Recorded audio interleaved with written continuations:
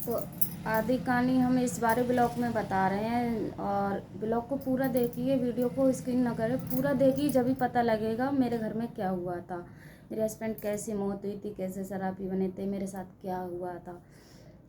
तो पीछे वाले ब्लॉग में मैंने आधी बात बताई थी, इस वाले में बता रही हूँ। तो बात है यहाँ पे छूटी थी, जब ननंद की गोद भरी गई थी तो प्रधान के घर में भर गई थी। एक दो दिन में सब बातें हो गई। सब जिस लड़के के साथ शादी हुई है उसकी शादी नहीं होती थी, इसलिए उसने भी कर ली बहुत जल्दी। उसकी कभी शादी होती नहीं। क्यों नहीं होती? कि उसको दौड़ा आता था। जब बारात आई, भामरे पड़ रही थी, तो कहते हैं ना, भाई अगर बड़ा बैठा है तो छोटे से भामर नहीं पड़वाते हैं। तो मेरा छोटा वाला देवर ध्यान दे रहा था कि मुखियान थी मेरी चचिया सास, तो जो बात वो बोलती थी वो ही होता, शादी में वो ही हो रहा था। तो जब भामरे पड़ रही थी मेरी ननद की, तो मेरे देवर ध्यान दे रहे थे। जब सातवां फेरा लगने वाला था, तभी दूल्हा ऐसे फड़फड़ाया मछली की तरह कि दौड़ा आ गया। तो गांव वाले बोले नहीं, पूजा में कमी रह गई, पूजा में कमी रह गई, पूजा में कमी रह गई, इसलिए लड़के को बेहोश हो गया जी। है वो बहुत बातें हुई थी। तो फिर थोड़ी बाद, 1 घंटे बाद मतलब सही हुआ, लेट आया, पानी पिलाया, सही हो गए, तो भामर डाल दी। भामर डाल दी।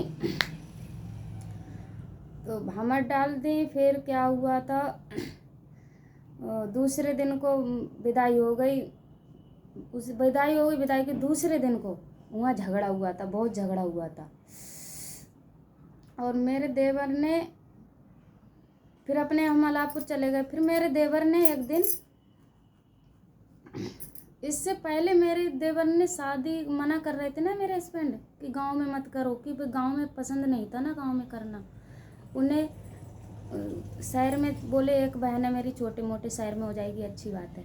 तो इसको लेके मेरे देवर ने मेरे आदमी को इतना मारा, पसार के डाल ले आए। मैं रोई चिल्लाई, पुलिस को भी फ़ोन किया। पुलिस आई तो मोहल्ले वाले ने बोल दिया कि इनके घर में तो रोज़ लड़ाई होती है। कोई बात ना, पुलिस वापस चली गई। तो वहाँ इतनी लड़ाई होती थी, तो मेरे हस्बैंड ने देखो, भैया ने मारा, और उधर नंद की शादी हुई, तो मेरे हस्बैंड इसकी टेंशन में ना बहुत शराब पीने लगे, बहुत ज़्यादा। तो कुछ दिन बाद देखते हैं, ददिया ससुर ने 10-10.5 लाख की ज़मीन बेच दी। उसको लेके वे इतनी टेंशन में ये बहुत ज़्यादा टेंशन में ये मेरे हस्बैंड बहुत ज़्यादा पी रहे, सट्टो खेलते, दारू पीते, घर आए के कहीं बर्तन पे सूसू कर देते, कहीं हमें मारते, कहीं मेरा बेटा सोए रहा हुआ वापस सूसू कर देते। कुछ वीडियो मेरे हस्बैंड की हैं जो रात में सूसू करते बर्तनन में, कहीं बिस्तरन पे, और कहीं नंगे नेकर उतार के रख देते, नंगे घूमते। कुछ वीडियो मैंने चुप्पा बनाई ली थी, कुछ हैं लेकिन हमने डाली नहीं है, तो सच्चाई आपको पता लग जाए।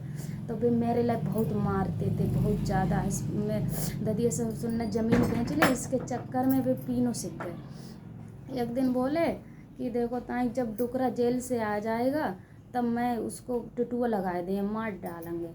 तो हम बहुत डरे गए, हमने कहूँ जी मान न डालें, डोकर आ जाए जेल से। तो अब वे जेल गए ऐसे ही, मैंने कहा को पैसा चोरी कर लो, तो जेल चले गए वे। सब ऐसे ही हैं बा घर में। और तुम्हें बताएंगे कुछ बात अपने ससुर के बारे में, बाद में बताएंगे। और फिर देखो ताई, ददिया से हम डर गए। तो उस दिन बहुत मारते थे। सब्जी में अगर मिर्चें ज़्यादा पड़ी तो नशा में मिर्चा बिन्ना मेरे मुंह में घुसेड़ दी, इतनी मार लगाते। वहाँ अलापुर में पूरा मोहल्ला जानता है कितनी मेरे लिए मार लगाते मेरे हस्बैंड नशा में। और मैं दिखा नहीं सकती, अगर वहाँ जाऊँगी तो दिखाऊँगी मैंने कितने के घर मांग मांग के रोटी खाई है, बहुत लोगों के। और कुछ लोग बोलते हैं कि तू अपने मैके चली गई इसलिए वो मर गया। तो मेरे लिए 7 महीना की मैं प्रेग्नेंट थी। मैंने सोची 2 महीना बाद डिलीवरी हो जाएगी, सोई आ जाऊँगी। जो बहुत मेरे लिए मार रहे हैं, मैं अपने मैके चली गई।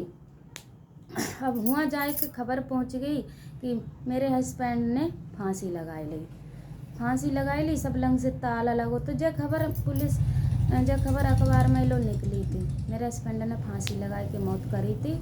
और जब खबर और सब इसी के कारण हुआ था कि मैंने ज़मीन बेची थी और इधर बहन की शादी हुई थी, इधर भैया ने मार लगाई थी मेरे हस्बैंड की। और फिर हम डर के मारे अपने मायके चले गए। जब उनने सुसाइड करा फांसी लगाई तो हम अपने मायके में आए। जब खबर अखबार में भी लिख रही भाई। और तुम लोग कमेंट मत करियो अब, और हमसे बार बार मत पूछिए तुम्हारे हस्बैंड की मौत कैसे हुई कैसे ना हुई। मेरे साथ बहुत बुरा हुआ है, बहुत ज़्यादा बुरा हुआ है, हम आपको क्या बताएं।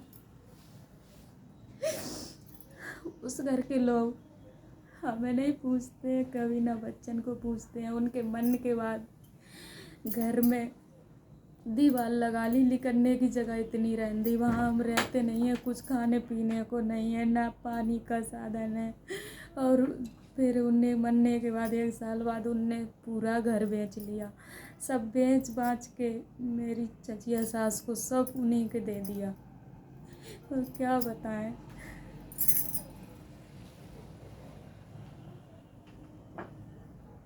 अभी तो हम अपने ससुर की बात बताएंगे।